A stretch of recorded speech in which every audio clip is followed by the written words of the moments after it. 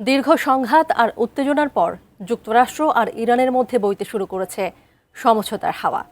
মার্কিন president Donald ট্রাম্পের হাতে এখন ইরানের পাঠানো শান্তি প্রস্তাব। দুই দেশের মধ্যে চলা এই সামরিক সংঘাতের মাঝে ট্রাম্প ঠিক কিভাবে নিচ্ছেন এই প্রস্তাব? মধ্যপ্রাচ্যের রণক্ষেত্রে কি তবে থামতে চলেছে কামানের গর্জন? বিস্তারিত সাদিয়া সিদ্দিকার রিপোর্টে।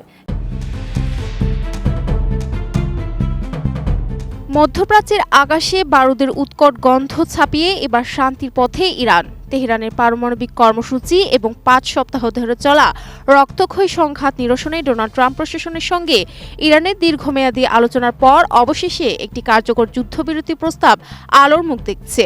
মঙ্গলবার সন্ধ্যায় মার্কিন প্রেসিডেন্ট ডোনাল্ড ট্রাম্পের এক ঘোষণা বিশ্ব রাজনীতিতে নতুন সমীকরণের ইঙ্গিত দিয়েছে। ইরানের উপর হামলা বৃদ্ধির পরিকল্পনা স্থগিত করে ট্রাম্প জানিয়েছেন তিনি তেহরানের পক্ষ থেকে একটি বাস্তবসম্মত প্রস্তাব পেয়েছেন। এদিকে এই ঘটনাকে নিজেদের বড় বিজয় হিসেবে প্রচার করছে ইরানি রাষ্ট্রীয় গণমাধ্যম। তাদের দাবি, ডোনাল্ড ট্রাম্প শেষ পর্যন্ত ইরানে দেওয়া কঠিন শর্তগুলো মেনে নিতে বাধ্য হয়েছেন। এই সমঝোতার বিস্তারিত আলোচনার লক্ষ্যে আগামী 10 এপ্রিল পাকিস্তানের ইসলামাবাদে একটি বিশেষ বৈঠক অনুষ্ঠিত হতে যাচ্ছে, যেখানে দুই দেশের উচ্চ পর্যায়ের প্রতিনিধি দল অংশ নেবেন।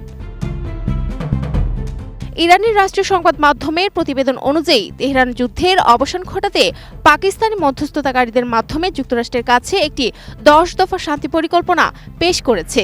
এই প্রস্তাবনার মধ্যে বেশ কিছু কঠোর শর্ত জুড়ে দিয়েছে সুপ্রিম ন্যাশনাল সিকিউরিটি কাউন্সিল, যার মধ্যে রয়েছে ইরানের ওপর থেকে সব ধরনের প্রাথমিক ও মাধ্যমিক নিষেধাজ্ঞা প্রত্যাহার করা, মধ্যপ্রাচ্য থেকে সব মার্কিন সেনা সরিয়ে নেওয়া এবং বিদেশি হিমায়িত ইরানি সম্পদ অবমুক্ত করা। কোয়ালিটি সম্পন্ন আন্তর্জাতিক মানের still bar CSRM, committed for better still. তবে এই 10 দফার মধ্যে সবচেয়ে আলোচিত এবং বিতর্কিত বিষয়টি হলো হরমুজ প্রণালীর ওপর ইরানের একক নিয়ন্ত্রণ প্রতিষ্ঠার দাবি।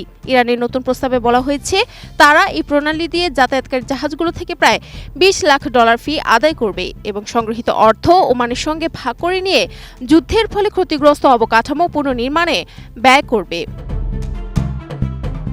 এদিকে এই প্রস্তাবে তীব্র প্রতিক্রিয়া জানিয়েছেন মার্কিন ডেমোক্রেটিক সিনেটর ক্রিস মার্ফি। তিনি সিএনএনকে দেওয়া এক সাক্ষাৎকারে সতর্ক করে বলেন, ইরানকে যদি হরমুজ প্রণালীর নিয়ন্ত্রণ ছেড়ে দেওয়া হয় তবে তা বৈশ্বিক অর্থনীতির জন্য এক মহা বিপর্যয় ডেকে আনবে। রাজনৈতিক বিশ্লেষকদের মতে ইরানের এই চরমপন্থী দাবিগুলো যুক্তরাষ্ট্র পুরোপুরি মেনে নেবে এমন সম্ভাবনা ক্ষীণ।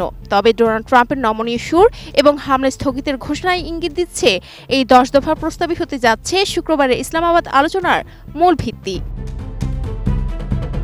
Sadia Siddika, ATN news.